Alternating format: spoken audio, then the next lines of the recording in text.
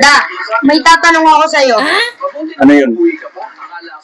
Da, bakit kaya lahat ng mayayaman, lalong yung mayaman, pero ang mahirap, lalong humihirap? Bayron ko. Tanungin mo Bakit nga? sila. Ganito kasi yan. Yung mga mayayaman, mayaman na yan sila. Pero walang ibang iisip yan, kundi magpayaman pa.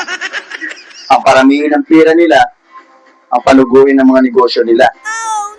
Samantalang yung mga mahihirap, mahihirap na yan.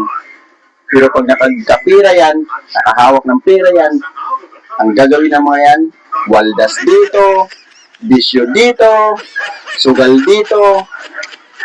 Minsan pa, yan pa yung naggaya sa mga barkada para manlibre. Kinaumagahan, wala ng pera. Wala na palang pambili ng asin, wala nang pambili ng bitchin, wala nang pambili ng bigas. Ayun, pag-muk sa tabi, akala mo, parang dinaanan na ng 10 Biyernes Santo. Yan na mahihirap. Ay, mo!